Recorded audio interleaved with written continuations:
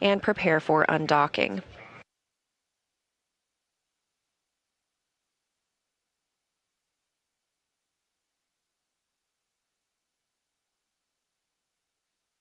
A look ahead at some of the milestone times tonight. That undocking will come at 2:03 a.m. Central Time. After undocking, we will stay on the air until we lose sight of the Soyuz spacecraft before we come back on the air for deorbit, burn, and landing. That landing is scheduled at 5:25 a.m. Central Time, which will be 3:25 p.m. Kazakhstan time. Currently in Kazakhstan, it's about 75 degrees Fahrenheit with clear skies, so we're hopeful for good views of the Soyuz MS-28 returning under parachutes tomorrow morning.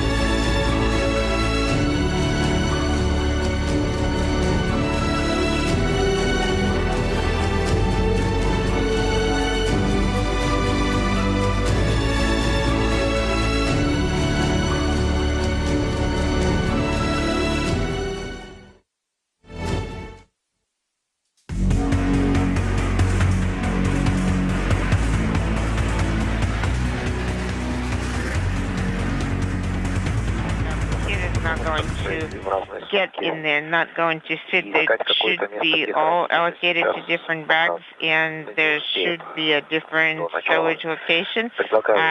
I recommend we do that. Good evening, and thanks for joining us for the journey home of 3 spacefarers aboard the Soyuz MS-28 spacecraft. I'm NASA's Leah Cheshire Mustachio, live in the International Space Station Flight Control Room here at NASA's Johnson Space Center in Houston, Texas, where teams are monitoring the crews and the operations aboard the orbiting laboratory. As you can see, it's a little bit more crowded right now in the flight control room as the Orbit 3 team begins to hand over to the Orbit 1 team, who will be on console throughout the evening as we see the Soyuz MS-28 return home. Okay, copy, starting that now. Leading the teams right now in the center of this trio is Flight Director Emily Nelson. She'll be going off console as she served as the Orbit 3 Flight Director. To her left is NASA Flight Director Anthony Varya. He will be the Orbit 1 Flight Director for the evening. And at the top of your screen, NASA astronaut Anne McClain will serve as the Capcom, or the Capsule Communicator. However, she will be speaking with the crew aboard the International Space Station. The crew aboard the Soyuz MS-28 will be speaking with a Russian Capcom, or Capsule Communicator, at the Russian Mission Control Center in the town of Koryov, just outside of Moscow. You'll be hearing quite a lot of Russian communications and translation here tonight. Momentarily, we expect to see NASA astronaut Chris Williams and Roscosmos cosmonauts Sergei Kudzverchkov and Sergei Mikhaev wave their final farewell to their time aboard the International Space Station before boarding the spacecraft that will take them home. TC Moscow ISS on space to ground 1. Go ahead and space to ground 1. I connected and turned on the camera. You can monitor the video per the items listed. We are receiving the video. The angle of view is excellent. There is no need for you to execute additional items. Copy. Our coverage tonight will start with the crew saying goodbye to their crewmates on the station before boarding the Soyuz MS-28, which arrived at the station's Rassvet module all the way back on November 27th last year. Since that time, and upon their arrival home, the crew will have completed 3,856 orbits of Earth and traveled over 102 million miles. That totals up to a 241-day mission.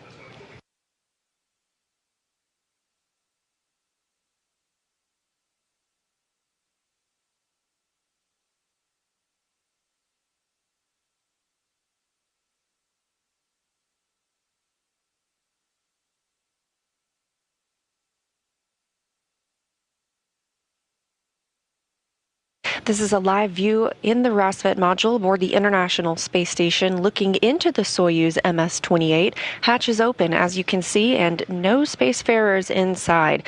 Again, we expect to see them give some hugs and potentially some farewell remarks before they board the Soyuz spacecraft, close the hatch, get into their launch and entry suits, and prepare for undocking.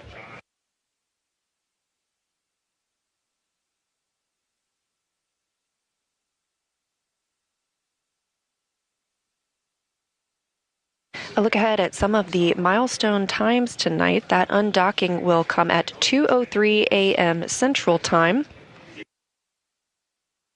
After undocking, we will stay on the air until we lose sight of the Soyuz spacecraft before we come back on the air for deorbit, burn, and landing.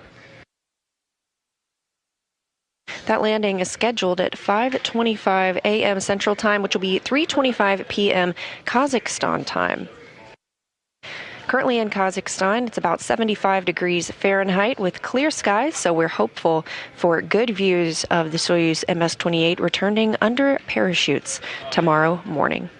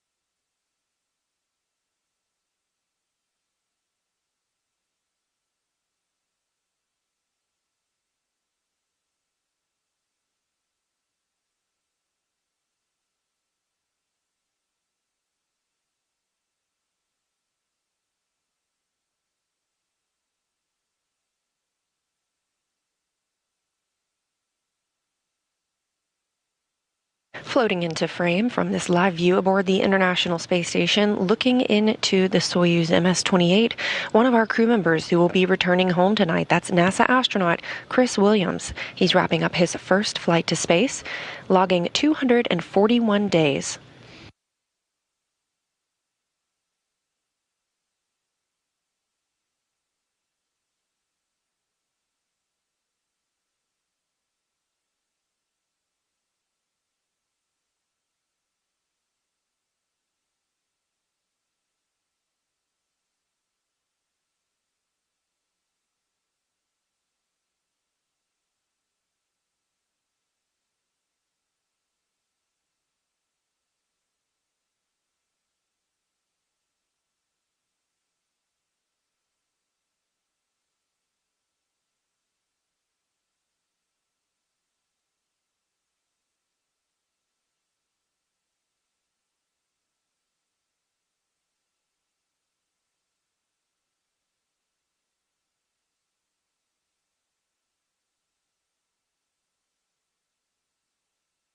This morning, handover occurred in a traditional change of command ceremony from Roscosmos cosmonaut Sergei Kutsverchkov to NASA astronaut Jessica Meir.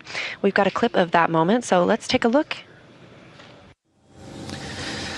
Well, it's been a wonderful 8 months on board the International Space Station, and they were not easy, they were not way too difficult, but we definitely had a lot of experience that I'm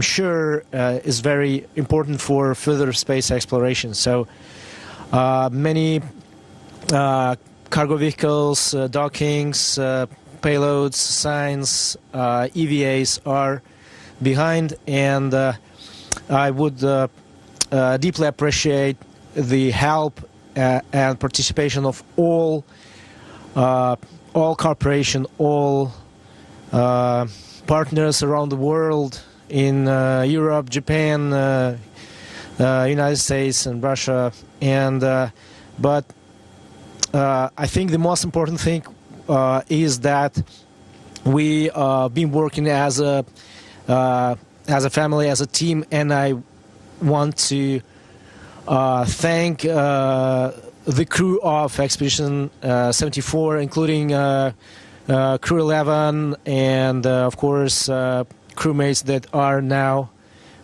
here on board the station. And the successful mission couldn't be possible without support, knowledge, dedication, and I want to thank everyone in this module for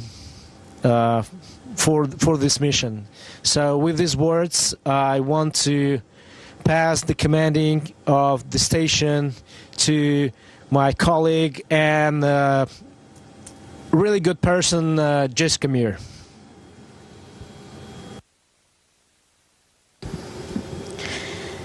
Thank you so much, Sergei, for your steadfast leadership during this part of Expedition 74. You have definitely set a tone that united everyone on board, not only as colleagues, but as friends on a shared adventure. Accepting this symbolic key is a profound honor, and it means even more to me.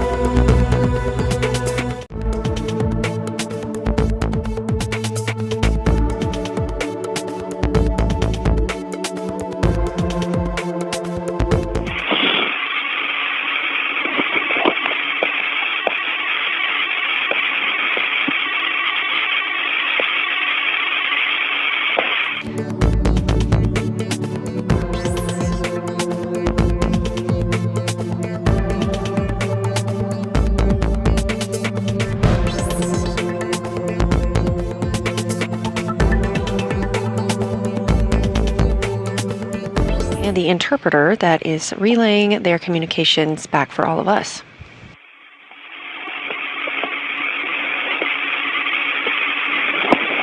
We are now 8 minutes and 24 seconds away from the deorbit burn. We're prepping up the command, the C3 command, and the command has been set. Again, we saw Soyuz hatch closure at 10:45 p.m. Central Time tonight. At 2:03 a.m. Central Time, as the International Space Station was flying over northeast Mongolia, the hooks on the spacecraft were opened, and the Soyuz MS-28 undocked from the station, taking with it Sergei Mikheyev in the left seat as board engineer 1, Chris Williams in the right seat as board engineer 2, and commander of the spacecraft, Sergei Kuznetsov, in the center seat. At 12:30:58, we're going to be monitoring for SKD-1, SKD-1. Copy. And verify if you see the maneuver on the display. We do. And upon departure of the Soyuz MS-28, Expedition 75 officially began aboard the International Space Station. Continue providing a running commentary and report, even if we do not respond. At 12:35, we are also scheduling a YKTS session, and R3 notification will be illuminated. So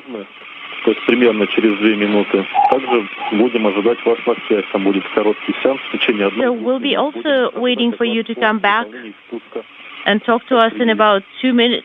2 minutes is going to be a very short comm session. Anton, what are the times again? So, as you just saw, this evening's return to Earth for the Soyuz MS-28 crew began with the undocking from the International Space Station's Rassvet module at 2:03 a.m. Central Time. That's when springs on both sides of the docking interface pushed off against each other and gave us that physical separation. Next up in this animation is the deorbit burn. That is scheduled for 4:31 a.m. Central Time. It's a retrograde burn, and it lasts 4 minutes 42 seconds. And it'll slow the Soyuz spacecraft down by 128 meters per second, which is enough to drop it out of Earth's orbit for a high-speed re-entry into the atmosphere. At 4:59 a.m. Central, the three portions of the Soyuz will pyrotechnically separate and leave the orbital module and propulsion module to burn up in the atmosphere, while the descent module and its three crew members will begin re-entering the atmosphere, reaching up to 2,500 degrees Fahrenheit outside. Once the crew is out of that plasma regime, which lasts about 5 minutes, the parachutes will begin to open. First, 2 pilot parachutes and then a drogue chute, and finally, the main parachute that will guide the spacecraft down in its 15-minute descent. Just about 2 seconds before the crew touches down on the steppe of Kazakhstan, some soft landing engines fire. That will wrap up the 241-day mission for the Soyuz MS-28 crew. That deorbit burn now less than 5 minutes away.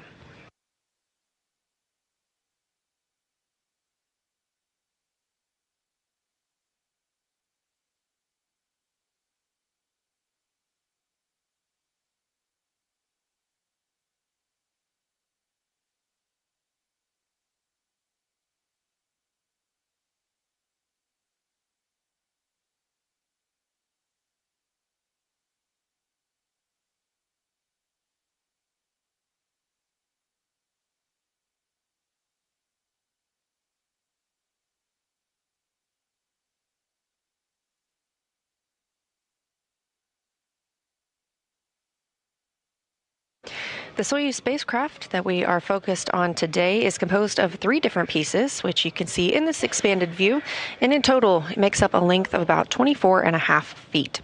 Now the upper portion, the more spherical or bulbous area, is the orbital module, and that includes the rendezvous antenna and the docking probe. That piece does not return home. That will be a portion that burns up upon re-entry into Earth's atmosphere. The next is the center section, and it's the descent module. This portion does return to Earth and protects the 3 crew members inside of it. That's where the crew are at this time. They are in their Sokol suits and in their designated seats. This segment also holds the life support and guidance, navigation, and control systems. Last but not least, the lower portion is the propulsion module, which houses the engines and other instruments necessary to maneuver Soyuz, including during the deorbit burn. Again, we are now just about 3 minutes away from that deorbit burn. That will slow the Soyuz spacecraft down to 100. It will slow it down by 128 miles per hour.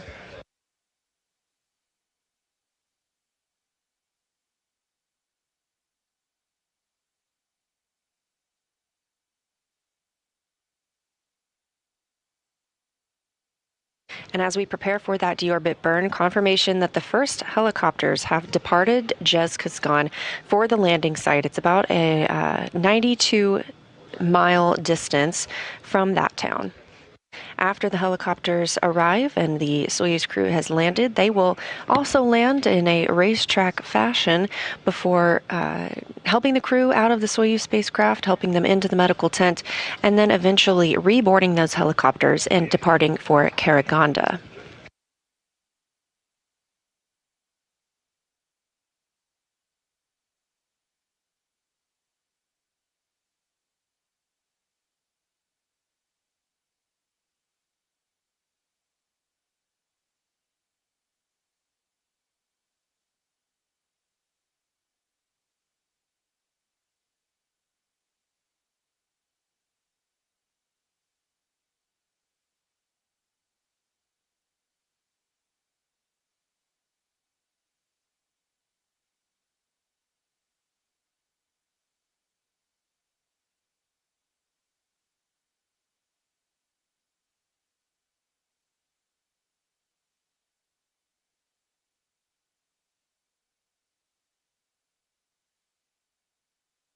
Speaking of the recovery team members, again, those helicopters, the first set have departed Zhezkazgan for the landing site about 92 miles away. There are a handful of recovery assets we'll see in play once the spacecraft gets back or gets closer to Earth. That includes those Mi-8 helicopters delivering the NASA and Roscosmos team members supporting the crew members' return. And there will also be Russian search and recovery forces on ATVs that will approach the capsule. There will also be an Antonov fixed-wing aircraft. This acts as sort of a command and control center between the spacecraft back to Russian mission control personnel. This is what will relay the voice and the data from Soyuz and the flight controllers at the mission control center in Moscow. Telemetry confirms. J3 is lit. Copy.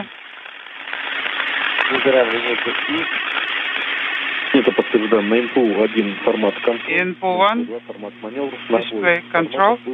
15 seconds from the deorbit burn start. I confirm. Engine fired.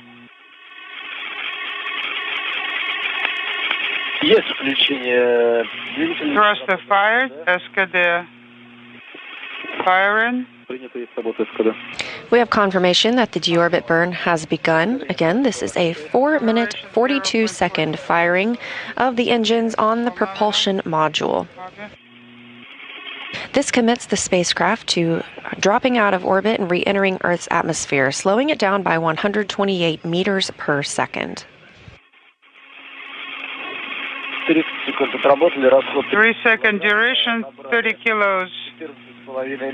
Usage, we gained 14.5 meters. Copy.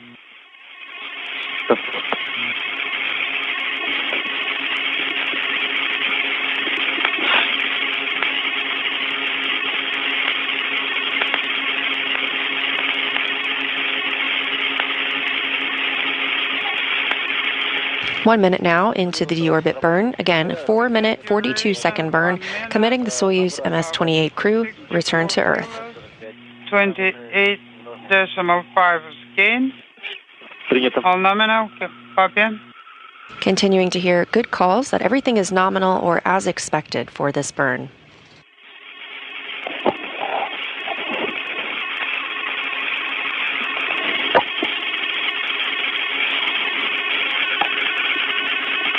1.5 SKD, firing duration, consumption 96, gain 42 meters, acceleration 0.45, full nominal, copy.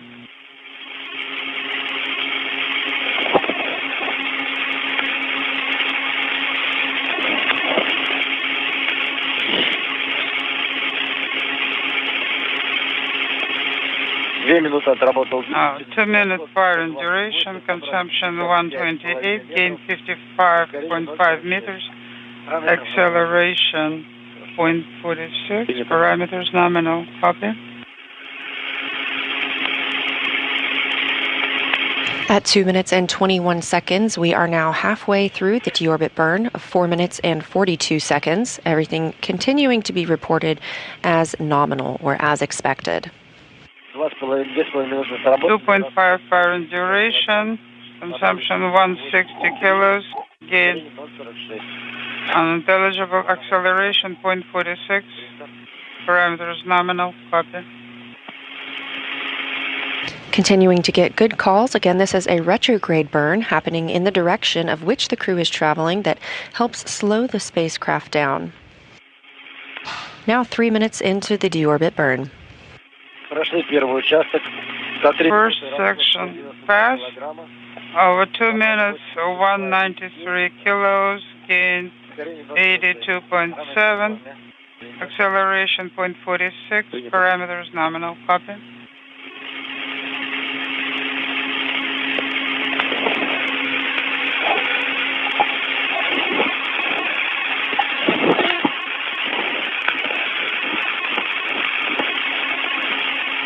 $3.5 minutes. 3.5 minutes. Good firing duration. Consumption. Inaudible gain 107 meters. Acceleration 0.46. Parameters nominal. Copy.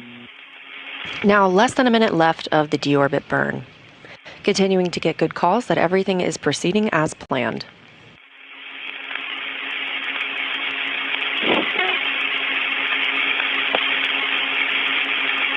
SKD 4 minute firing duration 256 kilos, gained 110.5 meters, acceleration 0.46, parameters not. 30 seconds left in the burn.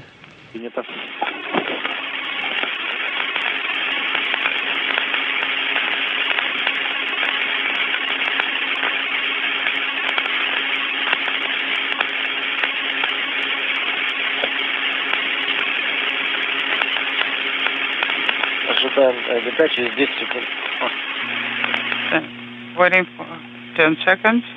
Standing by for deorbit burn cutoff and completion. Есть ГК. Есть подключены термодатчики. Есть thermal sensors active. Есть запуск программы разделения ПГ. Separation program started for gases. Есть разделение ПГЦ. Запуск программы. 12:46. Copy. Confirmation of a successful deorbit burn, which began at 4:31 a.m. Central Time and lasted 4 minutes and 42 seconds, committing the crew to returning to Earth. Nominal. Oil pressure decreasing. Copy. Так, количество по мосту передайте, пожалуйста, величину полного отработанного импульса. Please report the full pulse magnitude 127.99. Принято 127.99. 127.99. Again, we're targeting landing this morning at 5:25 a.m. Central Time, which will be 3:25 p.m. local time in Kazakhstan. Working for page 62. Everything has proceeded as planned and by the book today, from hatch closure to undocking, now through the deorbit burn. Just about 5 minutes after the deorbit burn is complete, the orbital module will be depressurized to a vacuum and set up the systems for the pyrotechnic separation of the modules. That separation is scheduled for 4:59 a.m. Central Time. All right, Gretchens are flying back home.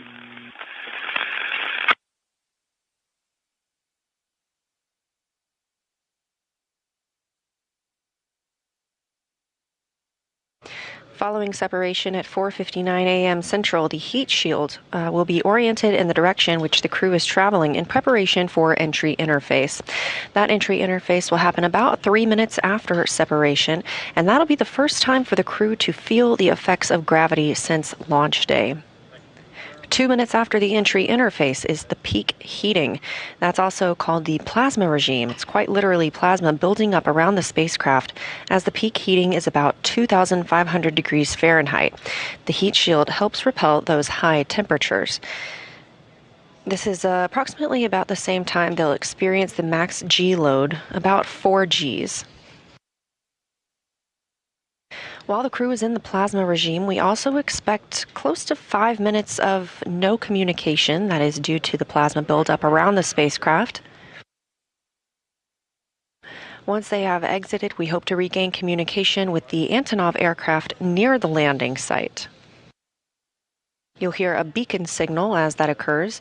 This is also just before parachute deployment and about 15 minutes prior to landing.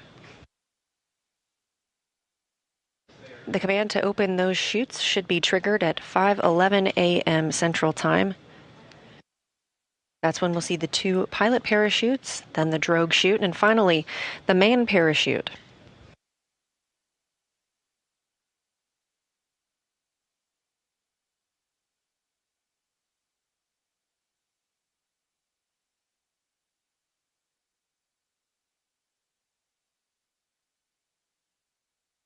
We are 45 minutes away now from the landing of Soyuz MS-28 and NASA astronaut Chris Williams and Roscosmos cosmonauts Sergei Kudzverchkov and Sergei Mikhaev from their 241-day mission on the International Space Station. Great, it's Moscow. How you copy?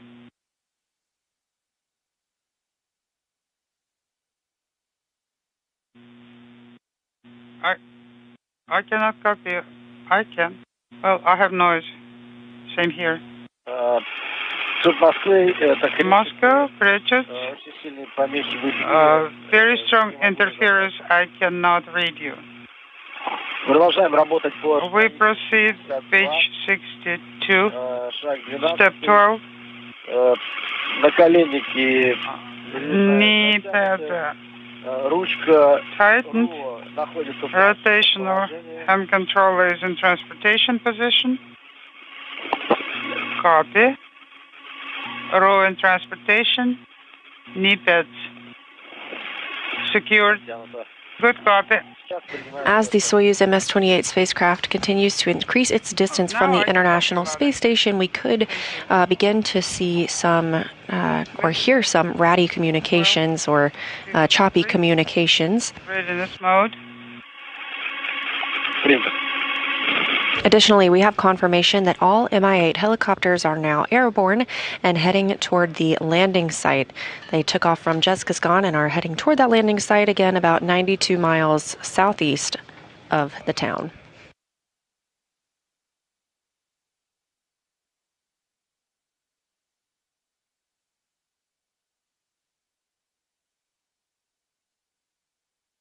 At the landing site today, approximately 88 degrees Fahrenheit, a very Houston-themed welcome home for NASA astronaut Chris Williams, completing his first mission to the International Space Station. Great, it's Moscow.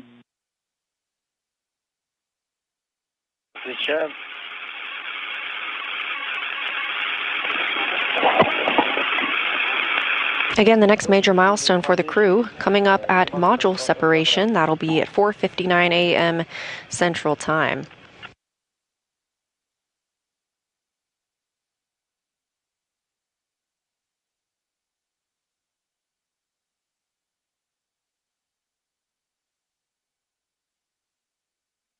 Meanwhile, the International Space Station itself, traveling 262 statute miles over the South Atlantic Ocean, approaching the east coast of Africa.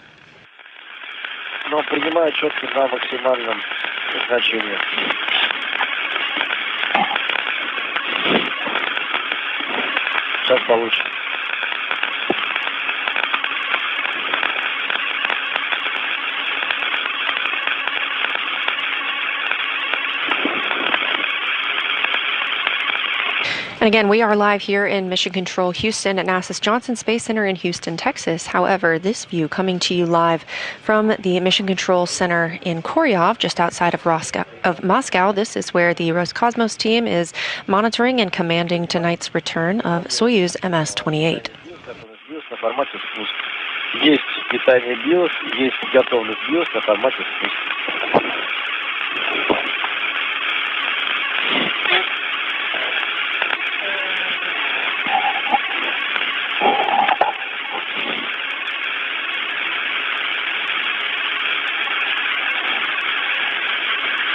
As we stand by for that separation in about 15 minutes, some of the research that Chris Williams conducted while aboard the International Space Station contributed to research for new cancer treatments, advanced the production of materials to improve computers and electronics, and ventured into the vacuum of space to complete 2 spacewalks.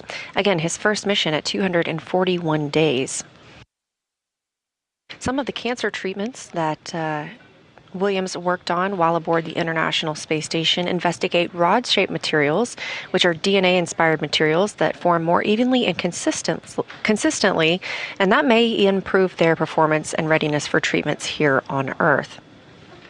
Additional research investigated protein crystals, which form better structures in space than they do on Earth and allow researchers to better understand how to target and treat disease.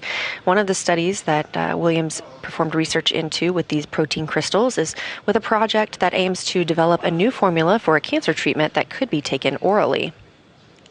He also conducted research to grow semiconductor crystals in space, where crystals of the desired size can much more easily be produced than they are on Earth. Previous research shows that these space-grown crystals can offer increased performance to help advance technologies like high-performance computers, artificial intelligence, and medical devices. And of course, some of the research that happens in space is on the crew members themselves. The astronauts collect biological samples like blood and urine to help scientists understand how long-duration spaceflight helps or affects the human body.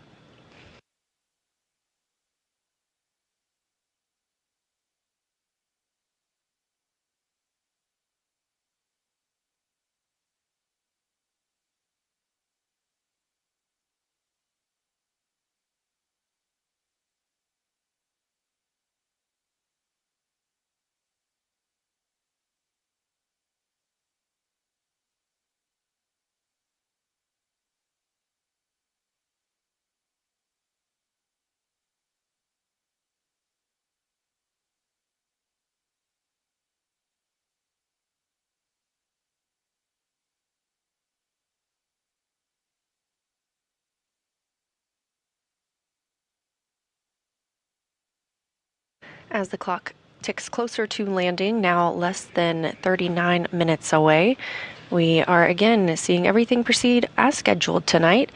Most recently, we had the deorbit burn. That was a 4-minute and 42-second burn. That burn taking place at 4:31 a.m. Central Time. And the next major milestone being that separation of the 3 modules on the Soyuz spacecraft, targeted for about 12 minutes from now.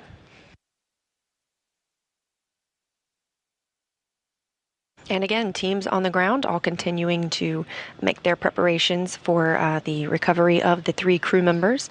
All helicopters now en route to the landing site.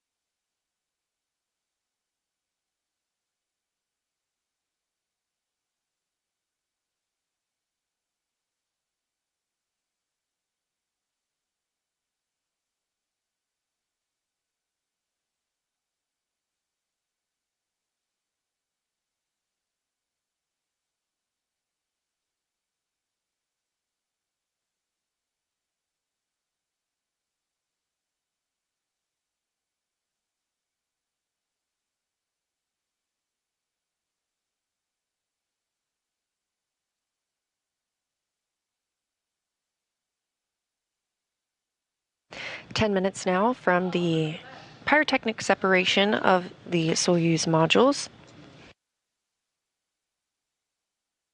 Again, the Soyuz spacecraft being composed of 3 different pieces, 2 of which do not return to Earth. They will burn up on re-entry in the Earth's atmosphere, and 1 carrying the precious cargo of our crew members, which will return to Earth. That is the center section. That's the descent module. The crew has been suited. Their Sokol launch and entry suits that they also wore on launch day have been in that module since undocking in their seats and preparing to come home. Upon the pyrotechnic separation, the heat shields will be oriented forward or towards the direction of travel. That helps ablate some of the heat buildup. Again, the expected peak heating is about 2,500 degrees Fahrenheit.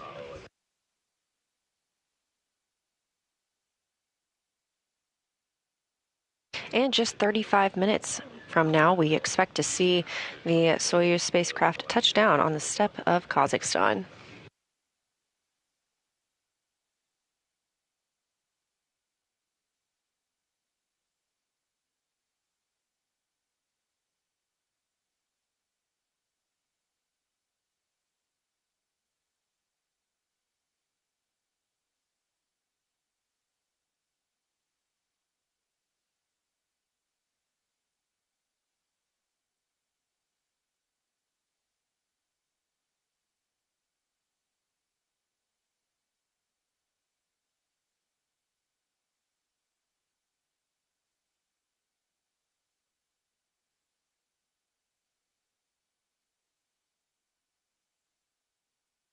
About 8 minutes now from the pyrotechnic separation of the Soyuz modules.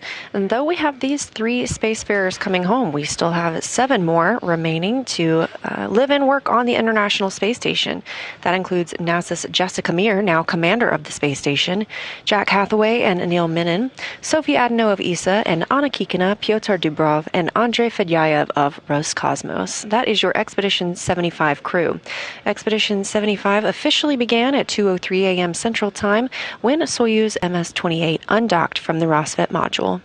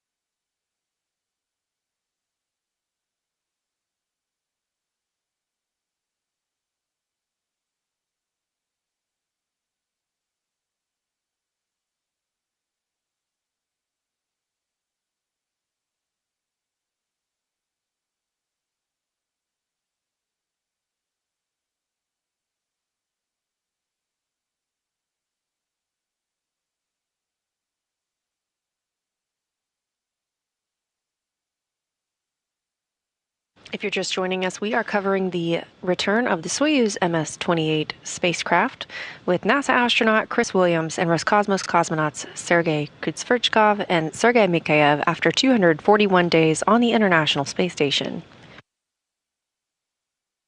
As the Soyuz spacecraft gets farther from the space station, we do end up potentially having dropouts of communication or spotty communication. We also expect to have less or a loss of communication during the plasma buildup upon re-entry. However, as they exit that plasma regime, we will have them regain communications with the Antonov aircraft that is flying in vicinity of the landing site. Landing coming up in 32 minutes, scheduled for 5:25 a.m. Central Time. Everything has gone as planned tonight with the deorbit burn at 4:31 a.m. Central. And coming up next, the pyrotechnic separation of the Soyuz modules. That will be at 4:59 a.m. Central, so just about 5 minutes from now.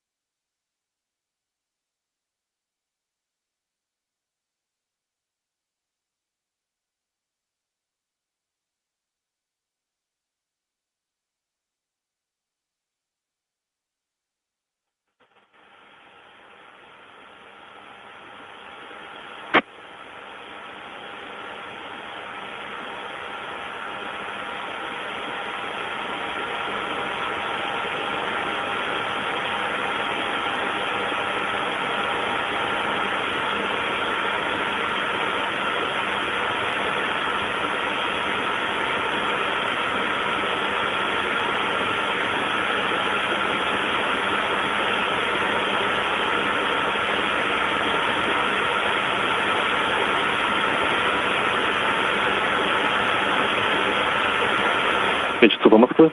Кречет Moscow.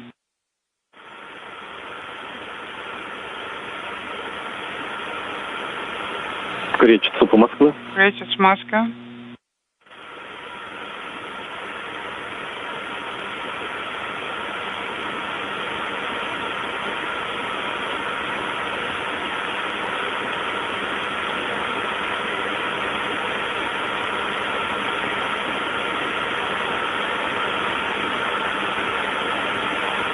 Москвы кречет. Moscow кречет. На связи кречет. Go ahead, кречет. How пока? In VHF. Очень неразборчиво. Not clearly. Copy. Слышим вас хорошо. We copy you loud and clear.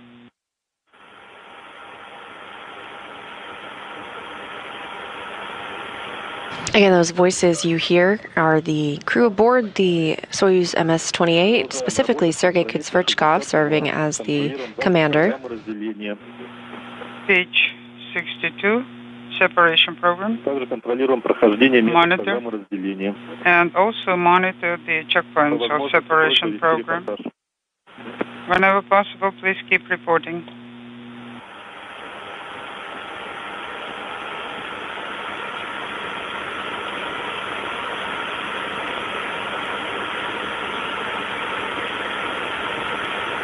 Kutsverchkov is speaking with the team here in this room that you see on your screen, Soyuz or Roscosmos Mission Control in Koryov, just outside of Moscow,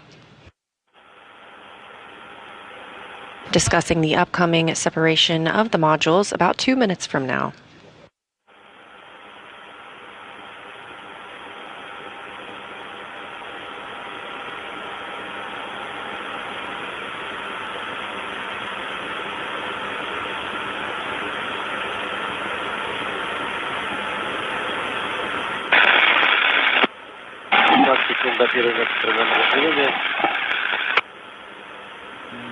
Unintelligible.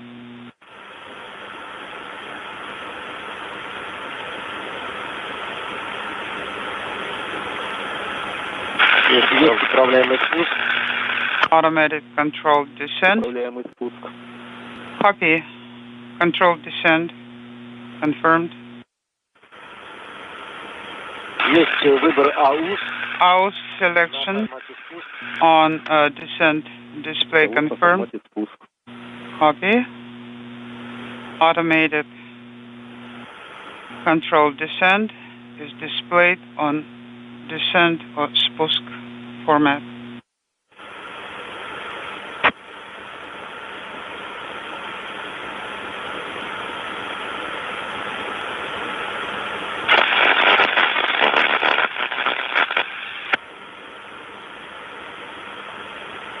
Standing by for separation of the modules. Continuing to hear good calls between the crew and mission control in Moscow.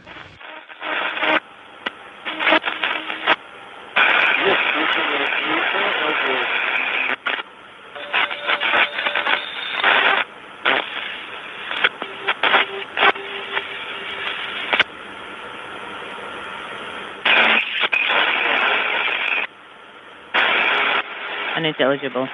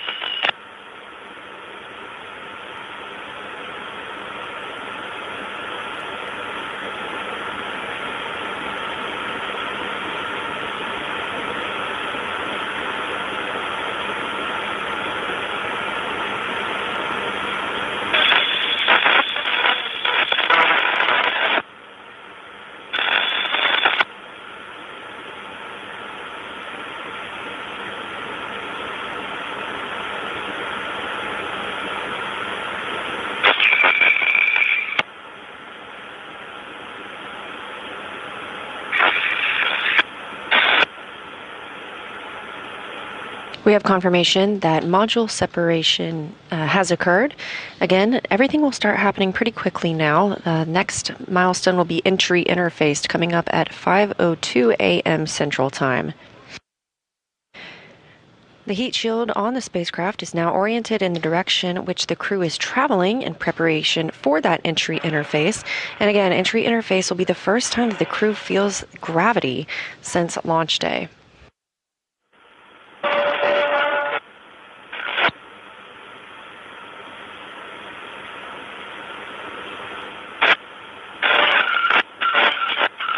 Now that separation is complete, the orbital module, descent module, and propulsion module are all separated. Again, the only portion that will return back to Earth, landing on the steppe of Kazakhstan less than 25 minutes from now, is the descent module, where the crew are in their Sokol launch and entry suits and in their seats. We are standing by for entry interface to begin. Shortly after entry interface, the crew will enter the peak heating time frame. That's also known as the plasma regime, during which the capsule's exterior will experience about 2,500 degrees Fahrenheit, but the crew will be kept nice and cool inside as the heat shield repels those high temperatures.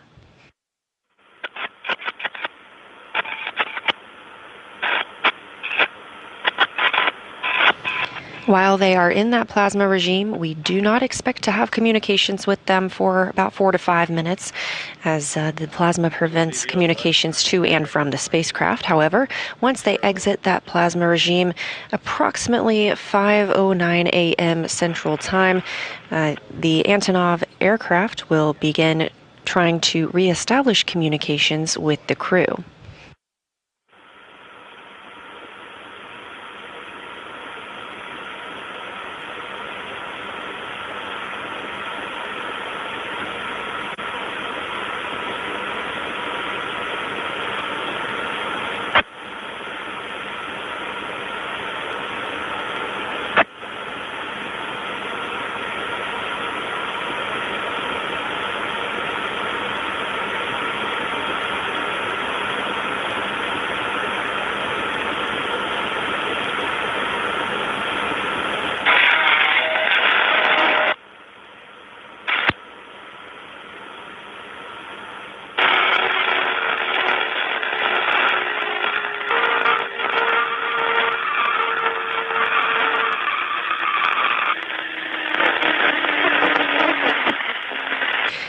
This is Mission Control Houston. If you're just joining us, you're watching the live return of the Soyuz MS-28 spacecraft from a 241-day mission aboard the International Space Station, carrying NASA astronaut Chris Williams and Roscosmos cosmonauts Sergei Mikhaev and Sergei Kutsverchkov back to Earth.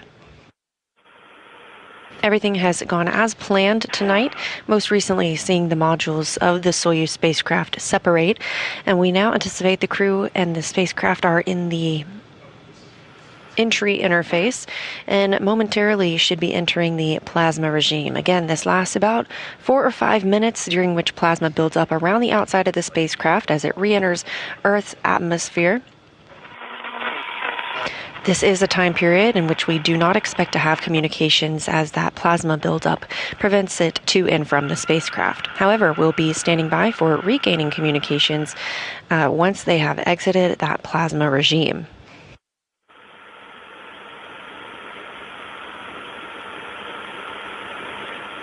During this time, entry interface, the crew is beginning to feel the effects of gravity for the first time in 8 months.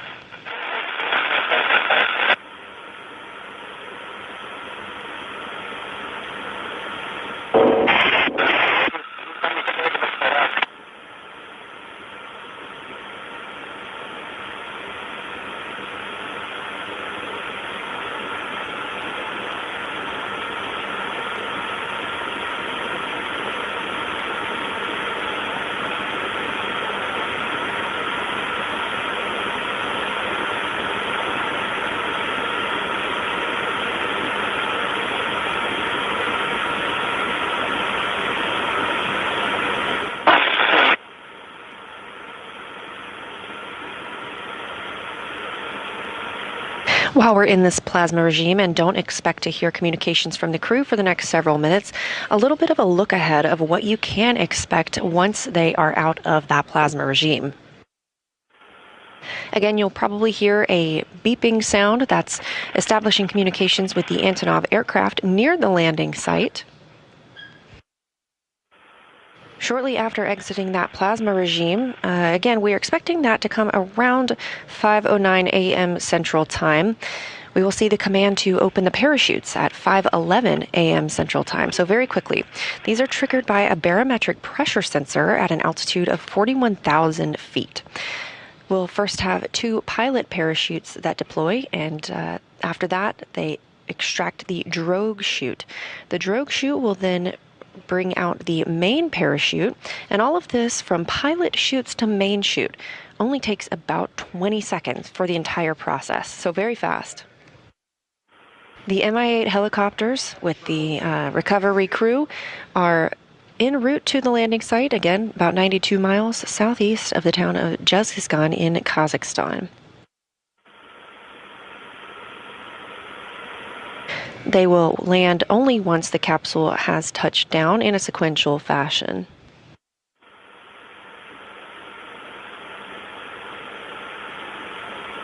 Now, once the capsule reaches about 21,325 feet, a barometric pressure sensor starts a timer that triggers most of the remaining events in the landing sequence.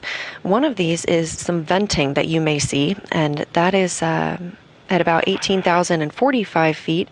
Some commands are issued to jettison the heat shield, inhibit the entry control thrusters, and open valves to vent all of the hydrogen peroxide and oxygen venting into the air. This will look like a white vapor venting into the air, and that makes the vehicle safer upon landing. So there aren't going to be any hazardous gases remaining in the tanks when those soft landing thrusters fire just before touchdown.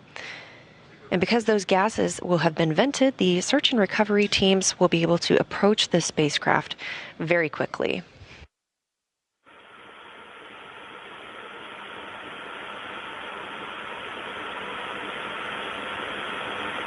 And again, just before touchdown, just about 2 seconds before landing, if we have visuals, you may see short thruster firing. This helps slow the spacecraft down even more for a little bit of a softer landing on the steppe of Kazakhstan.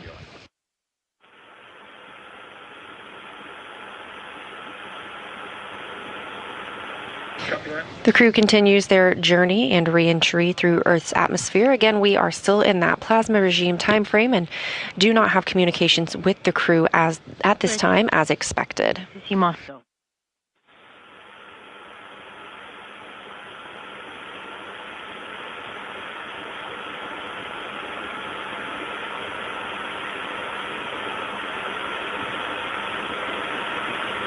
We expect about 1 more minute left in this plasma regime, and during that time, the Antonov aircraft and the crew will begin trying to make contact with each other.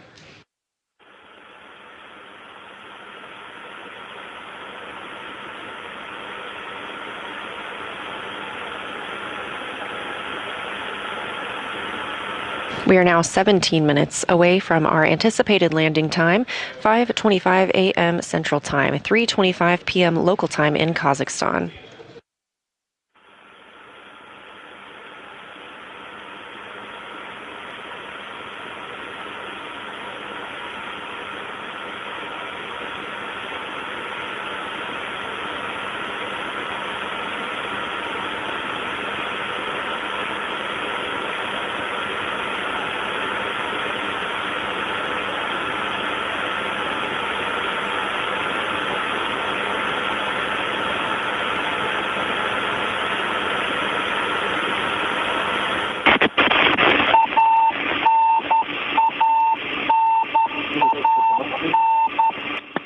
Встреча, СМ-6 Moscow.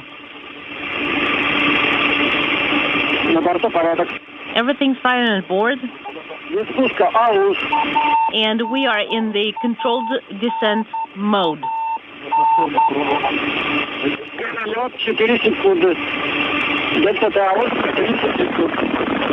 4 seconds is the atmospheric mist. Confirmation from the crew that they are in the controlled descent now through the plasma regime and having regained communications with Mission Control in Moscow. 3 Gs.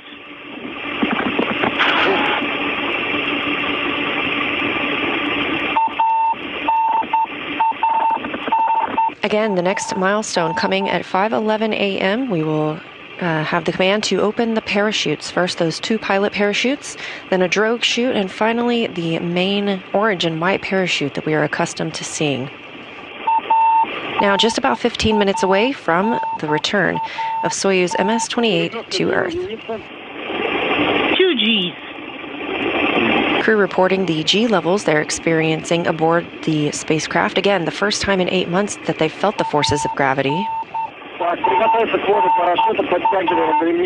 All right, guys, tighten the straps. Get ready for the deployment of the parachute. They're all tight. Good.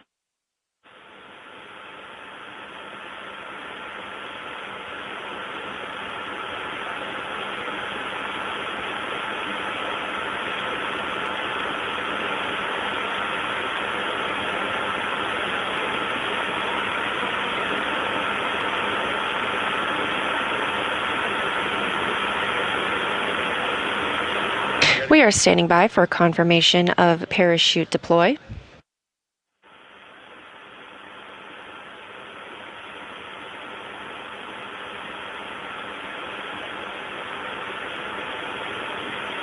Again, we have good confirmation that the crew is through the entry interface and on to the next steps in this return process, landing now less than 14 minutes away.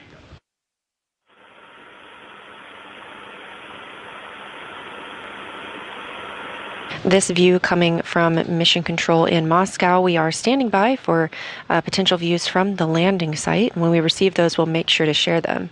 However, everything continuing as scheduled today for the return of Soyuz MS-28.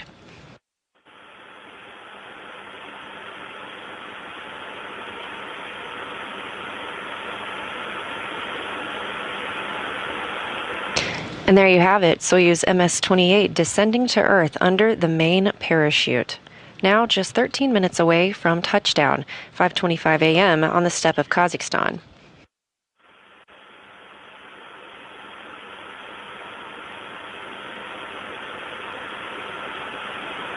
And as we mentioned previously, you are seeing some of that venting. This helps get rid of the hydrogen peroxide and oxygen fuels that help make the vehicle safer upon landing so that those hazardous gases won't be remaining when the recovery teams approach the capsule.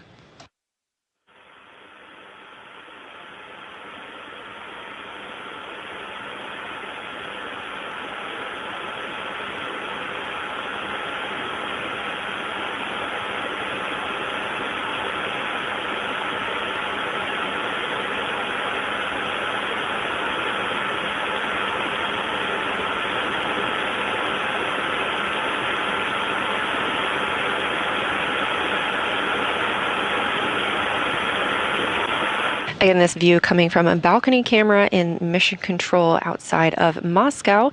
And that's the live view on the center of your screen of Soyuz MS-28 returning under its main parachute, slowing it down for a touchdown on Earth.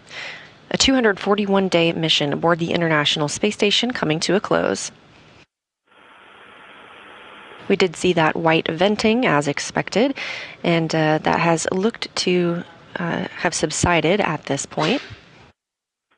We did hear confirmation from the crew that everything was nominal or as expected on board, as it has been throughout today's procedures.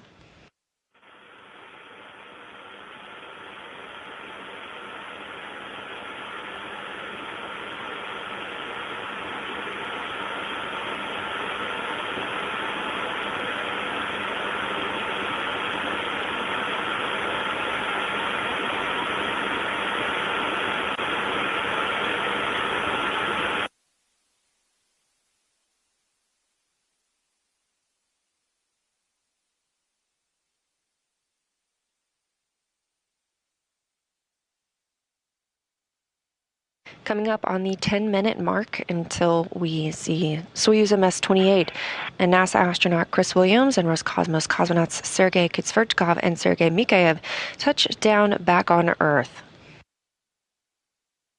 That's the Soyuz MS-28 spacecraft suspended under the orange and white parachute. That parachute itself covers 1,000. That parachute itself covering about 1,000 square feet. All right, the seats are primed. We confirm SR pressure is dropping. A correction, that main parachute covering an area of 1,000 meters. It's slowing the capsule down to about 16 miles per hour. Quite a contrast from the 17,500 miles per hour this crew was traveling just 3 hours ago. Forces, how do you copy me? This is Cratchit. We read you loud and clear.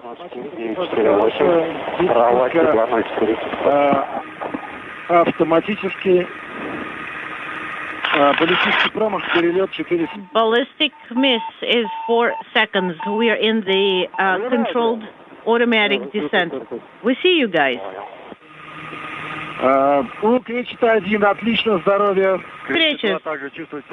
Greetings. Cratchit 1 feeling great. Cratchit 2 feeling good.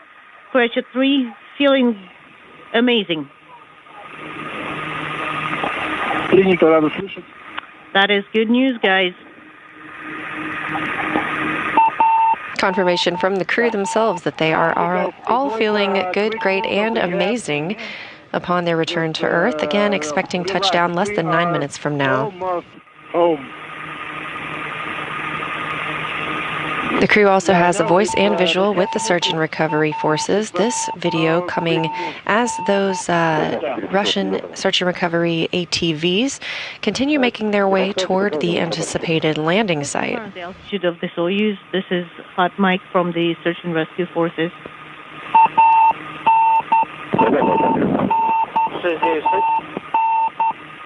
Unintelligible.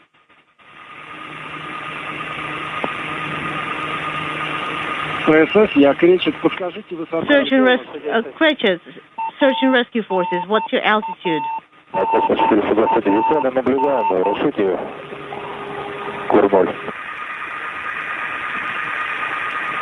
Hot Mike.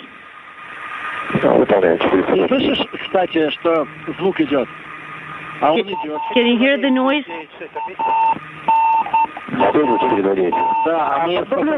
Search and rescue forces talking to each other. Could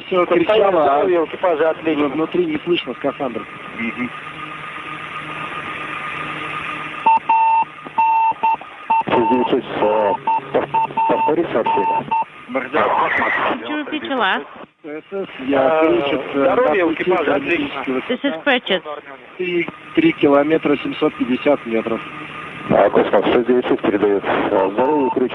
altitude is 3 kilometers 750 meters.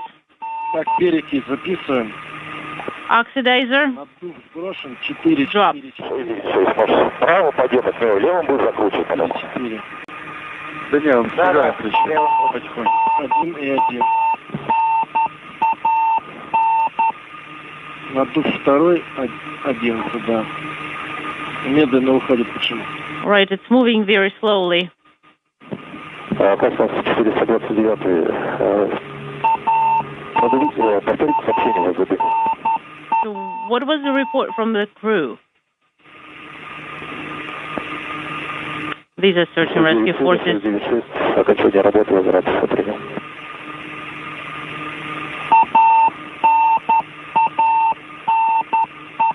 As the crew continues drifting down to Earth under that parachute, we are now expecting landing in about 6 minutes and 15 seconds. Again, targeted for 5:25 a.m. Central Time, 3:25 p.m. local time in Kazakhstan.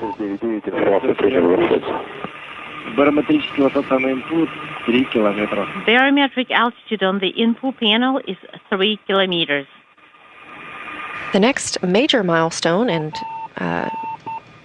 especially or essentially the final milestone just before landing is the soft landing engine firing.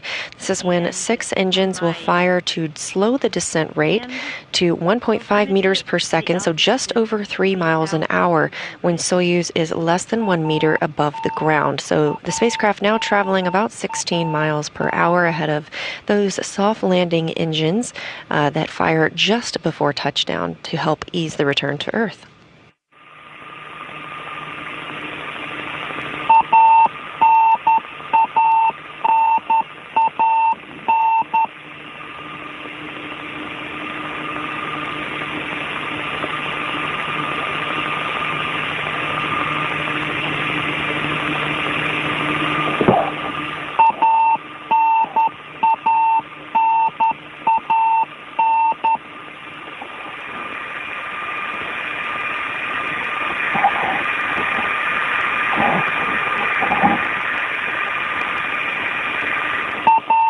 And a reminder that radio beacon that you hear is completely normal. This is establishing communications, that beacon coming from the spacecraft.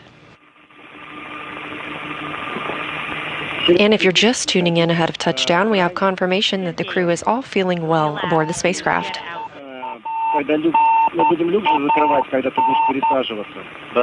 We are going to be closing the hatch while you're going to be moving. I'm thinking we should grab unintelligible and give it to Boris.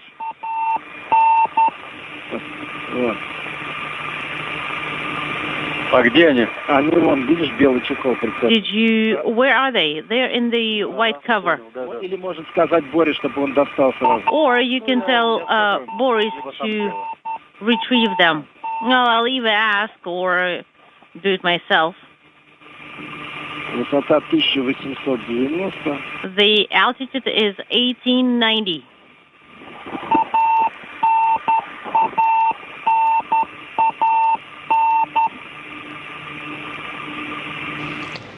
Again, you're hearing communications to and from the Soyuz MS-28 spacecraft. Voice you're hearing, that of Commander Sergei Kudzverchkov, Roscosmos cosmonaut, speaking with the mission control team in Moscow. And just the ground forces. Guys, we see you. We are on your right.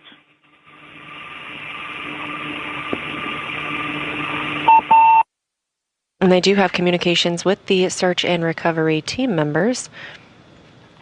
Once we get those views back of the returning crew, we will share them.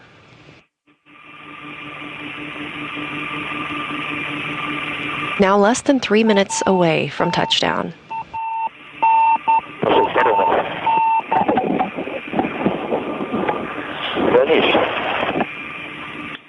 Hot mic from the rescue forces.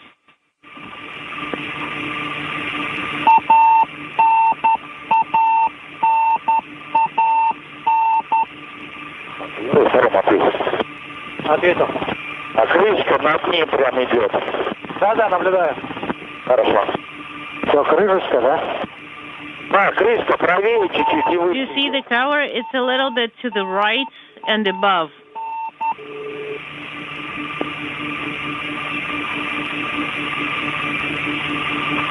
Перекись на 7 остановилась. The oxidizer stopped at 7. Less than 2 minutes away from anticipated touchdown of Soyuz MS-28. Moving down.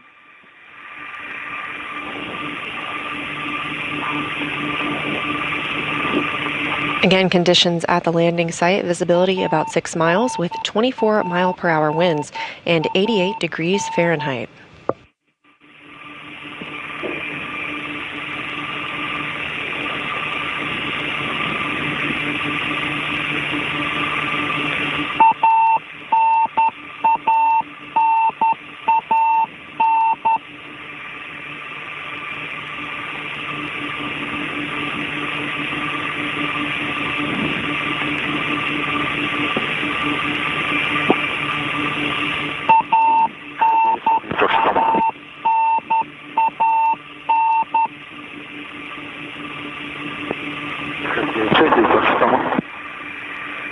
Hot mic.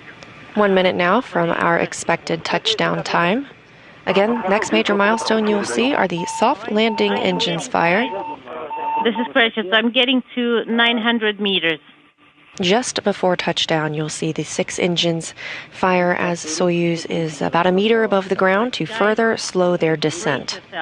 Hold your arms close to the body and please do not speak. And this is going to stay true all the way until landing.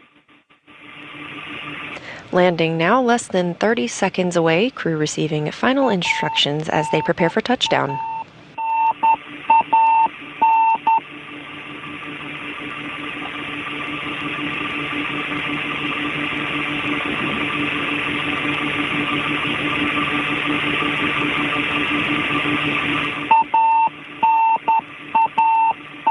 Standing by for landing.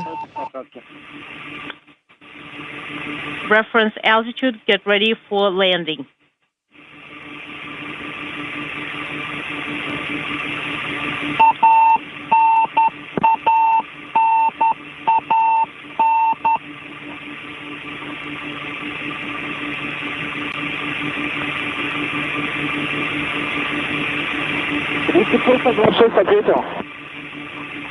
Hot mic for the rescue forces.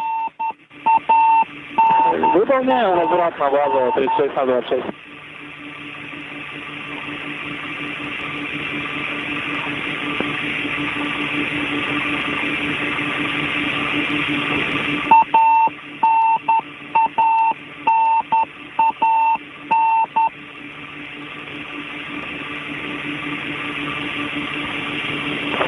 Приготовься к посадке. Brace for landing.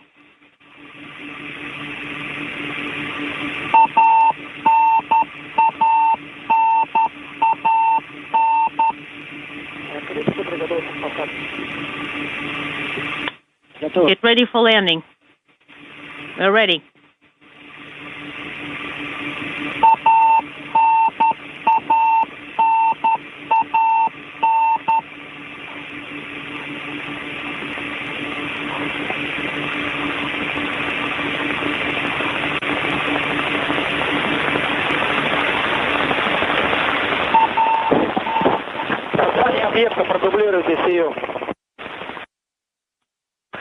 Touchdown. After 241 days in space, Chris Williams, Sergei Mikheyev, and Sergei Sverchkov have returned to their home planet at 5:27 a.m. Central Time, 3:27 p.m. in Kazakhstan. The Soyuz is on its side, and there is no fire. That's the rescue forces reporting. All right, and the helicopters are approaching to land. Just before landing, you saw that soft landing engine fire slowing the descent. I also heard the call that the Soyuz is on its side. This is not uncommon for the Soyuz, and the crew will be extracted from the spacecraft upon the recovery forces arriving at the capsule. I'll be the first. And you are landing, right? As you can see here, one of those ATVs and a helicopter beginning to approach and prepare for landing and extraction of the crew back on Earth after 8 months in space.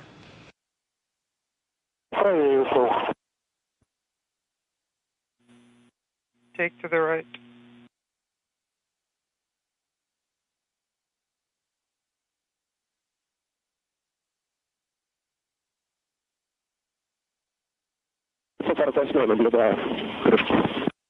I can see the cover. Made it on the ground. Okay. If you're just joining us, confirmation of landing 5:27 a.m. Central Time, Soyuz MS-28 and its 3 crew members now back on planet Earth. The recovery teams are starting to arrive. They will begin to extract or remove the crew from the spacecraft before helping them into chairs and eventually a pop-up medical tent. That's where the crew members will conduct their first inspections after having returned to Earth. They will change into some more comfortable clothing and each board an individual helicopter and fly back to the city of Karaganda. Don't delay. Well, the cover drops. One more time, the coordinates.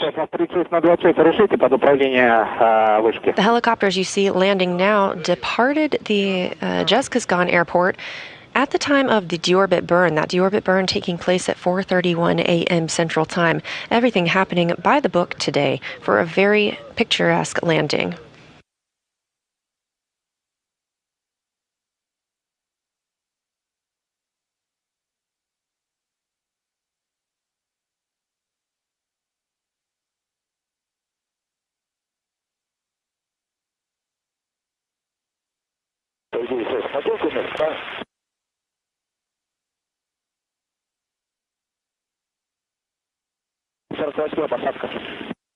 Landing confirmed for the helicopter. 9:48 landing.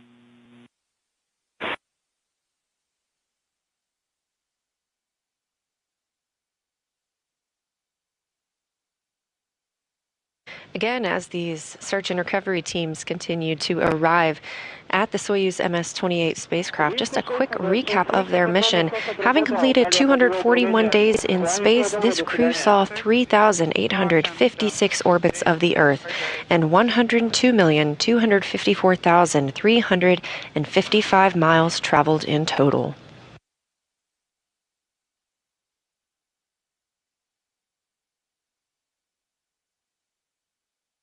Just 3.5 hours ago, the crew was still docked to the International Space Station, their undocking coming at 2:03 a.m. Central Time.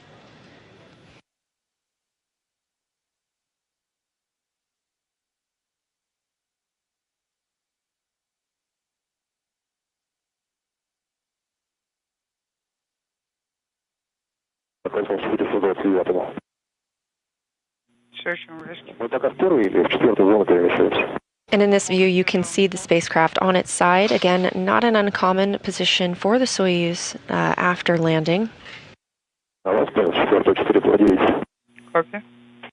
The crew will be extracted from a hatch on the top of the spacecraft. So now that the Soyuz spacecraft is on its side, they will be taken from the side where you see the people standing.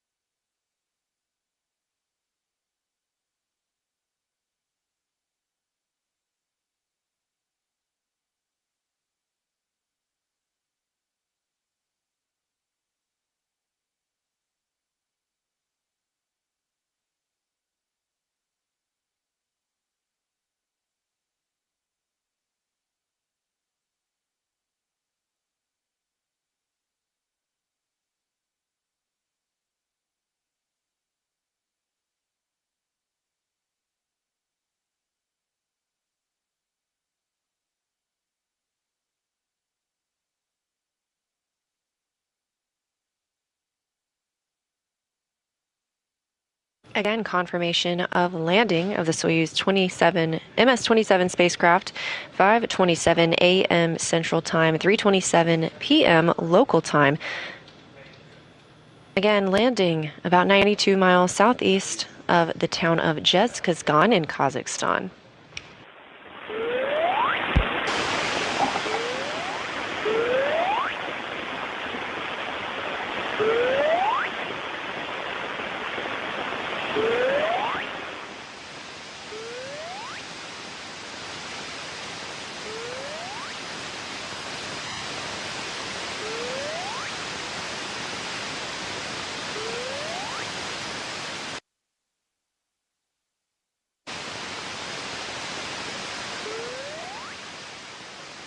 As you can see, the search and recovery teams continue to arrive on those ATVs and helicopters.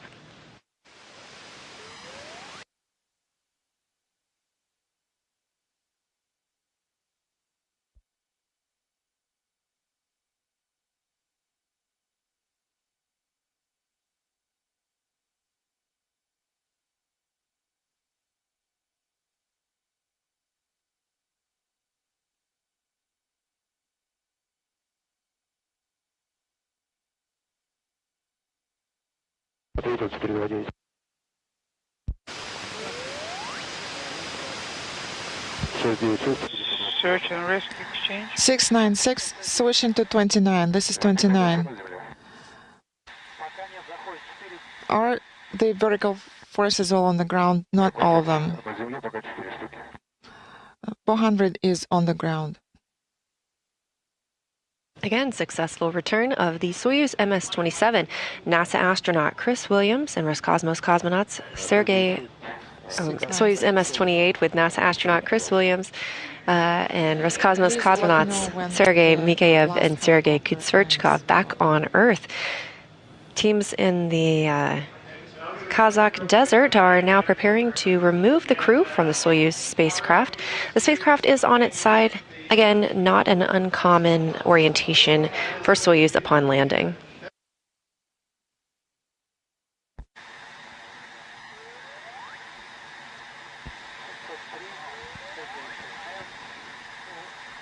Inaudible.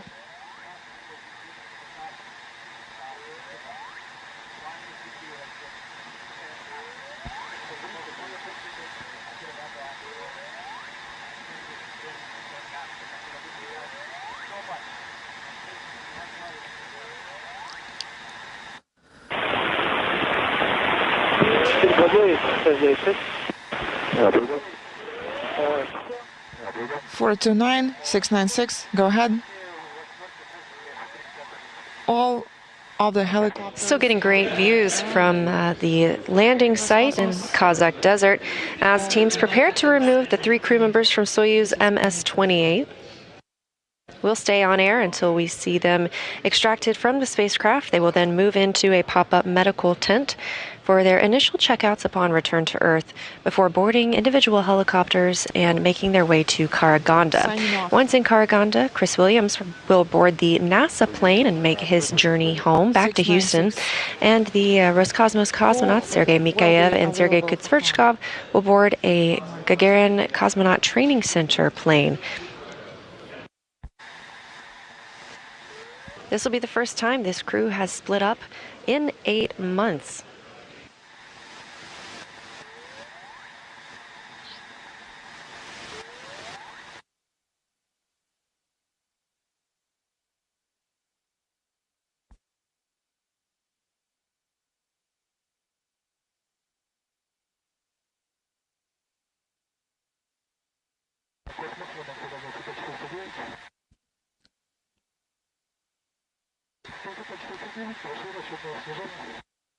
Unintelligible.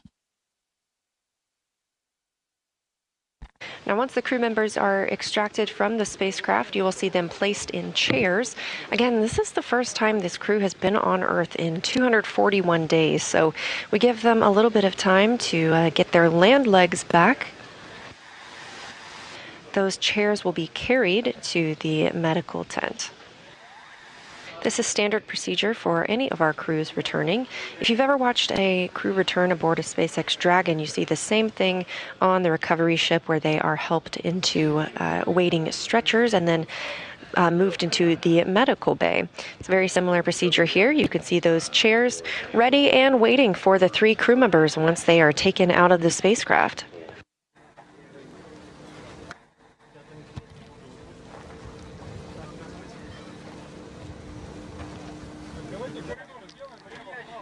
Let's go ahead and form a corridor. Please move to the right and to the left. Left and right. Landing happening just over 10 minutes ago, and the recovery forces on the scene very quickly today with great visuals for us as we watched from home. And again, these chairs are where we will see our 3 crew members once they are taken out of the spacecraft and get their first breath of fresh air in 8 months.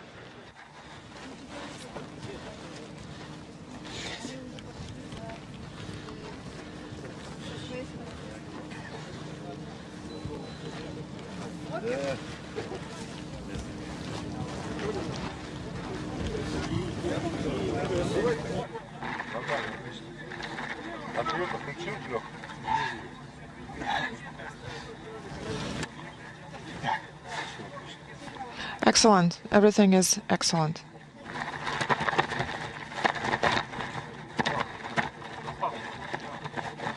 Continuing to get good calls and good reports. Again, as they were descending under the parachute and on their way toward the landing site, we heard that the crew members were feeling good, great, and amazing.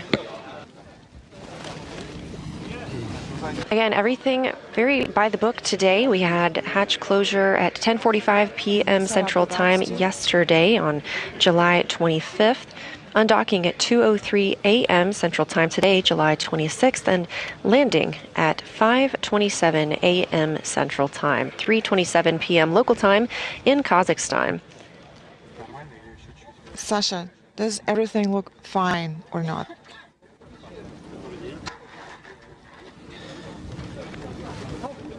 As you can see, the hatch is open on the Soyuz MS-28 spacecraft.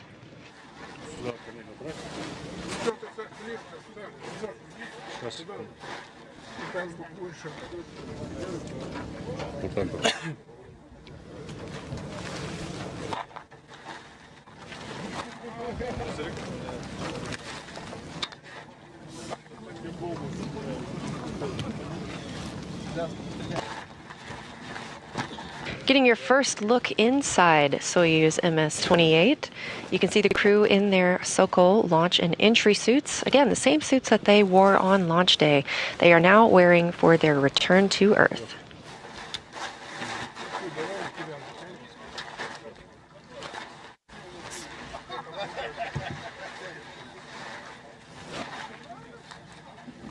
Inside the spacecraft, Sergei Kutsverchkov is in the center seat. He's the commander of the Soyuz MS-28. He was also the commander of the International Space Station before handing that over to NASA astronaut Jessica Meir yesterday in a traditional change of command ceremony.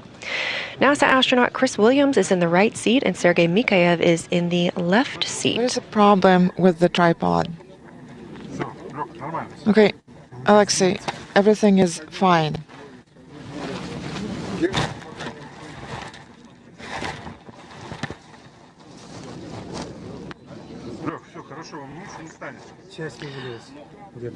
Alexei, it is just fine. It's not gonna get any better.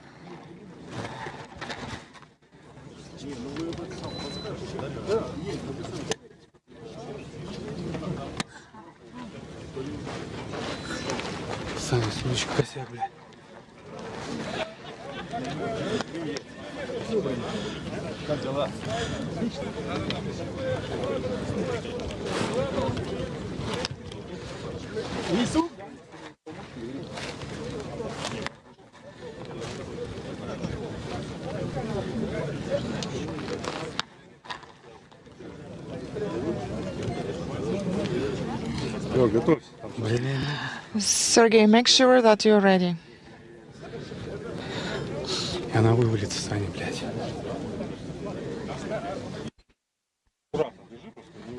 Please be careful. It is moving. We're preparing to see the crew taken out of the Soyuz MS-28 spacecraft. And the first crew member has been taken out of the spacecraft, again, having landed just about 15 minutes ago, 5:27 a.m. Central Time. All crew members are carried to these chairs. This gives them a few minutes to regain their equilibrium after about 8 months in microgravity.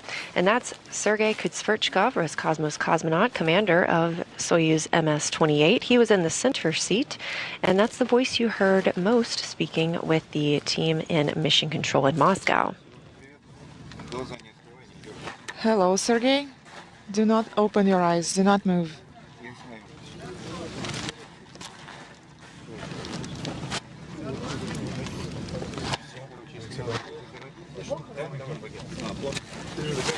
After landing and being taken out of the spacecraft, doctors and flight surgeons will check on the crew members. We have the NASA team there to check on Chris Williams as he returns to Earth. The NASA teams work closely with the astronauts in the weeks and months before and after their return to Earth to make sure they're healthy and help them readjust to gravity. Cameras. Please lower your cameras.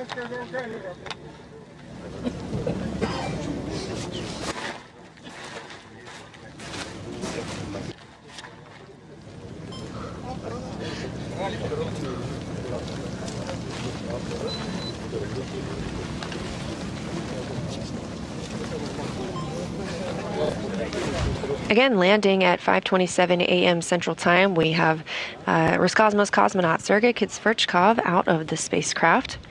Kitsverchkov now has he has totaled 426 days in space on his 2 space flights.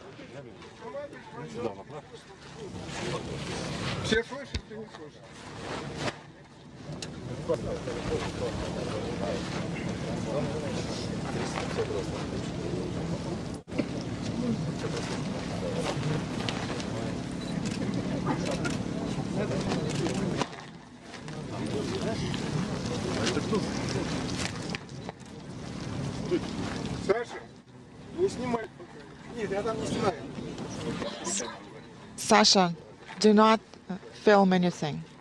I'm not.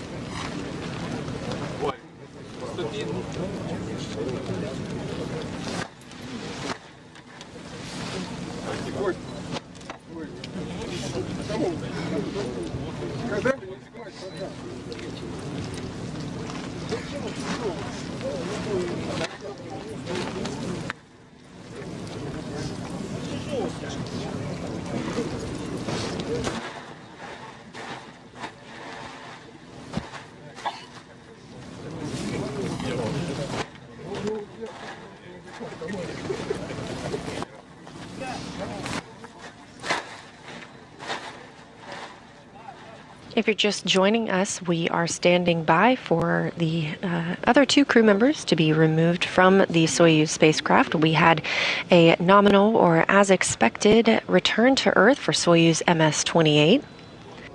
Roscosmos cosmonaut and commander of Soyuz MS-28, Sergei Kitsverchkov, has already been taken out of the spacecraft and carried to the chair where he will begin his recovery process. We are also standing by for Roscosmos cosmonaut Sergei Mikhaev and, of course, NASA astronaut Chris Williams.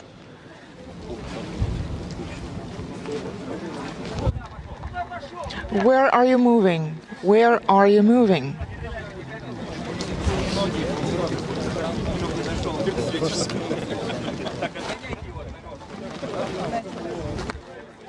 Sergei Mikhaev now being taken out of the spacecraft. Again, the crew members are not allowed to walk. They have been in space for 8 months. They are all carried to their chairs where they begin waiting and get their first checks from the doctors and nurses on the ground.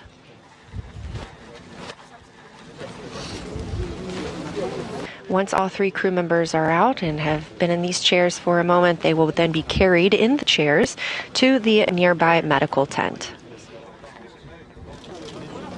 And again, this is standard procedure for all returns from space.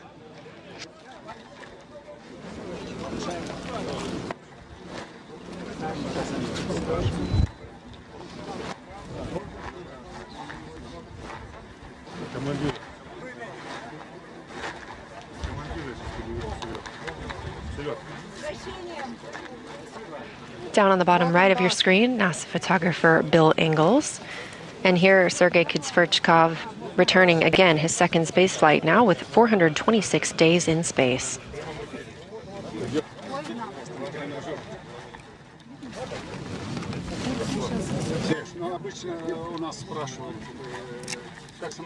Sergei, usually we ask you how you feel. And, well, I am feeling better and better with each moment, and I'm glad that we were found. Do you have any greeting words? I would like to thank everyone who supported this landing. Everything was smooth and perfect. Everything is just excellent. Those words coming from Roscosmos cosmonaut Sergei Kitsverchkov. thanking everyone who supported the landing. And again, everything pretty textbook today for the return to Earth of the Soyuz MS-28 crew. We are standing by for the final crew member to be removed from the spacecraft. That's NASA astronaut Chris Williams. Do we have sunglasses somewhere?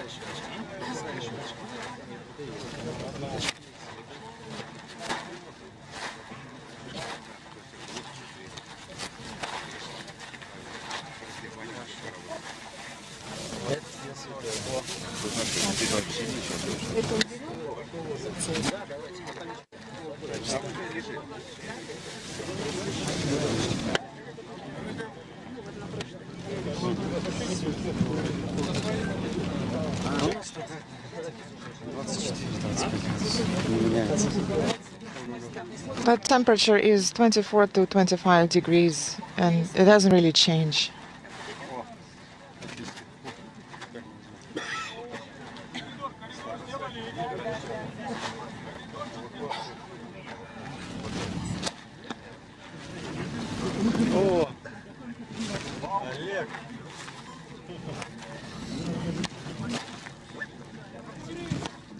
Sergei Kritsverchkov on your left and Sergei Mikhaev on your right. And we are now seeing NASA astronaut Chris Williams being taken out of the Soyuz MS-28 spacecraft.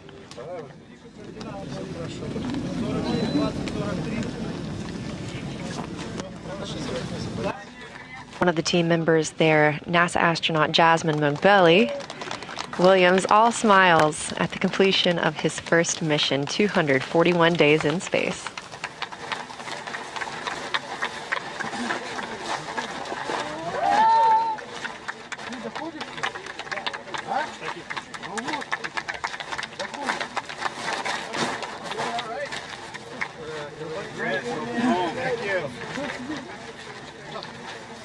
I'm doing okay.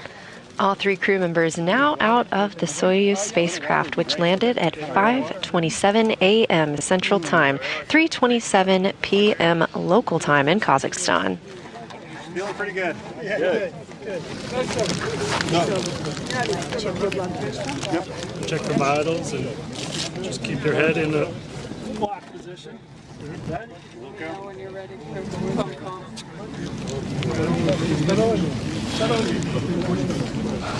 Take off these gloves. As you see, NASA medical team members attending to Williams. These are all standard checks upon return to Earth, especially for someone who has spent 8 months in space. They will check his vital signs, make sure he's feeling good before carrying him into that medical tent for some further checks. He is still in his Sokol launch and entry suit, waving undoubtedly to the camera and everyone watching back home, some here in Mission Control Houston. Yeah.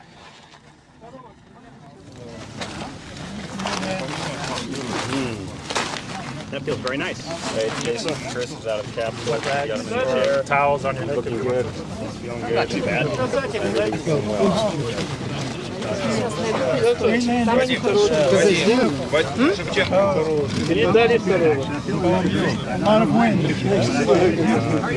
I'm great. Yeah, pretty awesome. Pretty unique experience. Yeah.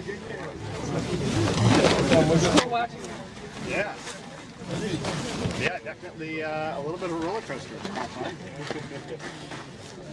Yeah, when Andy situation came down, I tried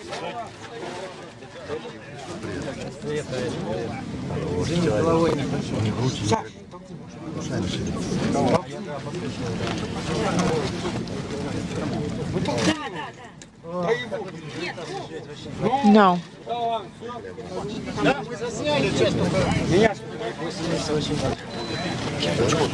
Yes, we have taken photographs.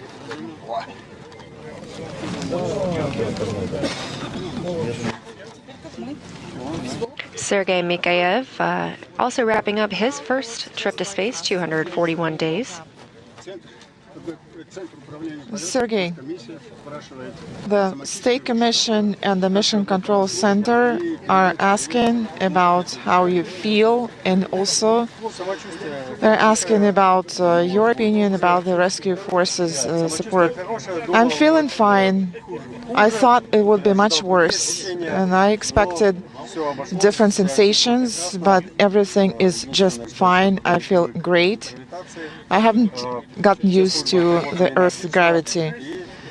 The rescue forces have done a great job, and I would like to thank everyone and pass my greetings to everyone.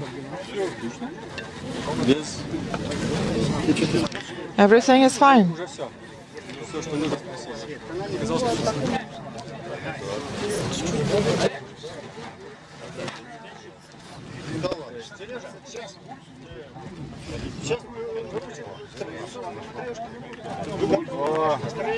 NASA astronaut Chris Williams, again, 241 days in space. He was selected as an astronaut in 2021.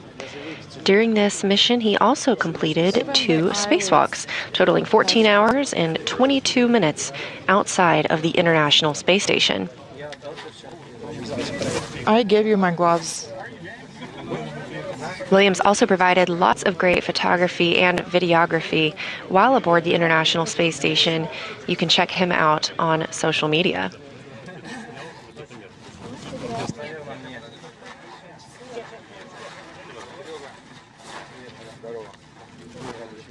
Sergey, greetings. It is so good to see you. Thank you. This is from the management. This is our tradition.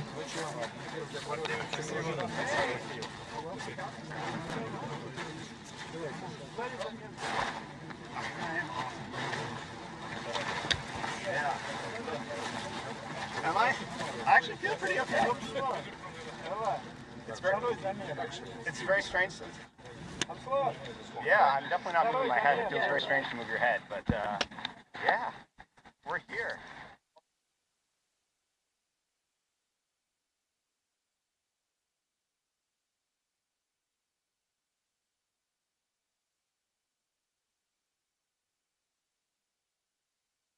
Williams now making his first phone call now that he is back on planet Earth.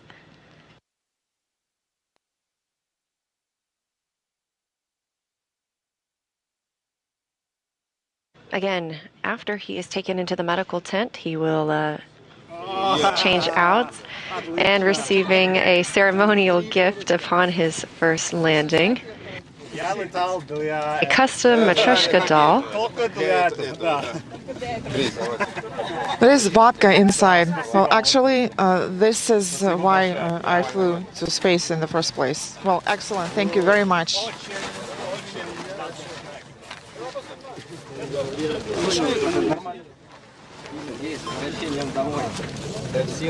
Welcome back home.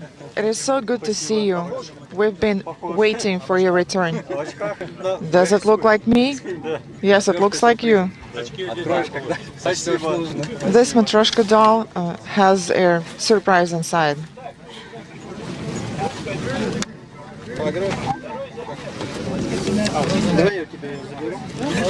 Again, the crew members just conducting these initial medical checks, making sure everyone is feeling well. They will eventually be carried in these chairs into the medical tent.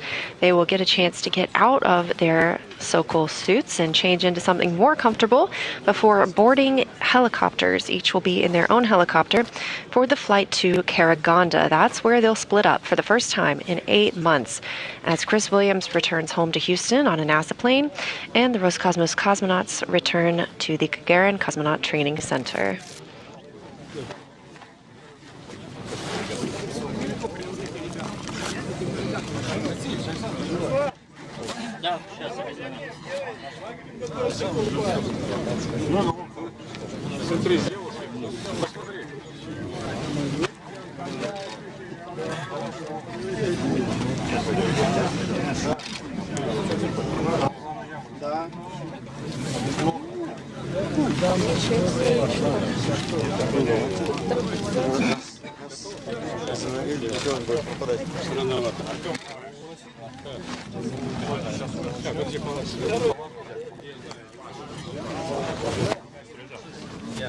Again, if you're just joining us, we had a landing of Soyuz MS-28 at 5:27 a.m. Central Time, just over 30 minutes ago.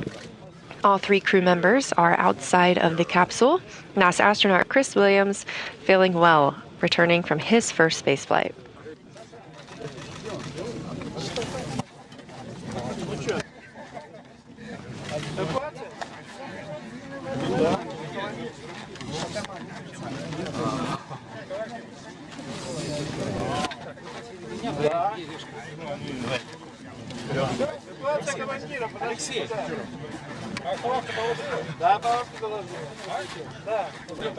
Let's wait. Yes, let's wait.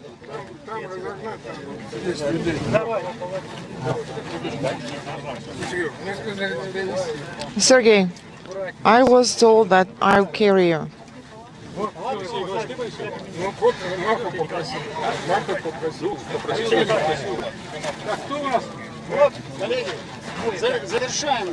Dear colleagues, let's finish up. Let's finish up.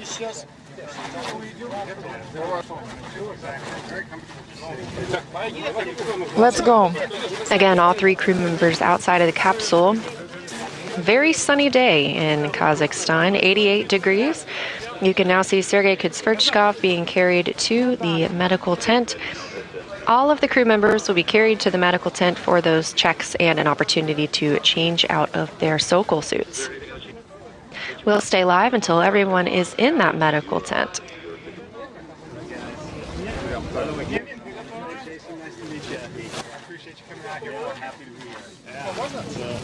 Cool experience. Yeah. Chris, I'm Ilya. Hey, Trace. Hey, nice. Welcome. Yeah.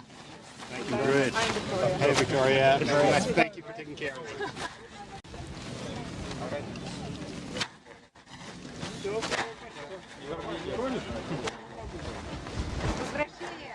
Welcome back.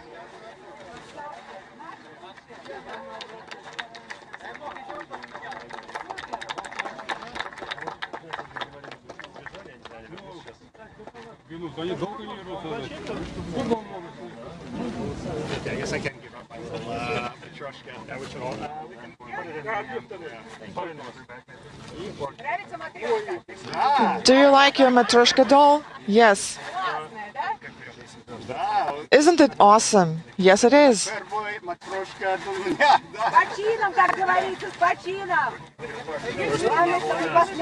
Well, congratulations on your first time.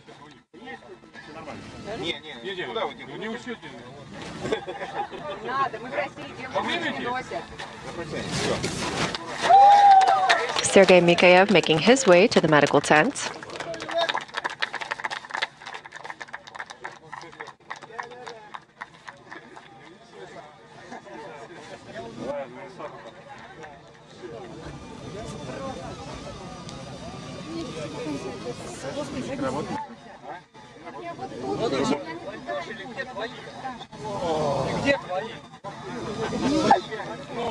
And NASA astronaut Chris Williams making his way into the medical tent for those initial evaluations, wrapping up 241 days in space.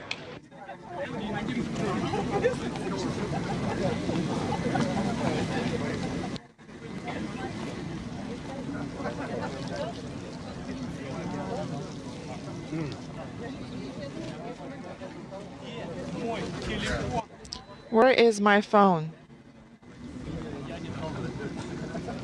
I haven't touched it.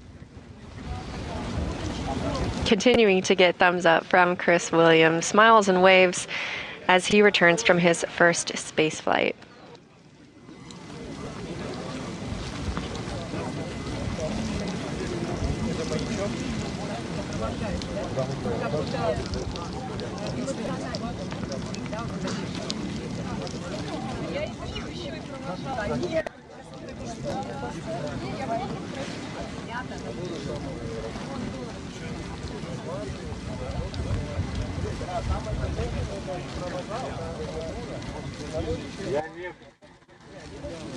Thanks for joining us today for our live coverage of Soyuz MS-28 return to Earth with NASA astronaut Chris Williams and Roscosmos cosmonauts Sergei Kutsverchkov and Sergei Mikhaev. This all kicked off yesterday with a change of command ceremony when Sergei Kutsverchkov handed command of the International Space Station over to NASA astronaut Jessica Meir. Later last night at 10:45 p.m. Central Time, the hatch was closed aboard the Soyuz spacecraft while attached to the Rosvet module on the International Space Station. At 2:03 a.m. Central Time, the undocking command was sent, separating the Soyuz from the space station. And at 4:31 a.m. Central, we saw the deorbit burn. Everything went according to plan this morning, and we had a landing on the steppe of Kazakhstan at 5:27 a.m. Central Time, wrapping up 241 days in space for our space travelers. As you saw, the crew is outside of the spacecraft and has been carried into the medical tents as is standard procedure. They will conduct those medical checks inside the tents before changing into some comfortable clothes and each boarding an individual helicopter. Those helicopters will then take them to Karaganda, where they will split up for the first time in 8 months. Chris Williams will board a NASA plane and begin his journey back to Houston, while cosmonauts Sergei Kutsverchkov and Sergei Mikhaev will board a Gagarin Cosmonaut Training Center aircraft. Thanks again for joining us here from Mission Control Houston. We look forward to the next time that we are able to take you along for a space journey. This is Mission Control Houston.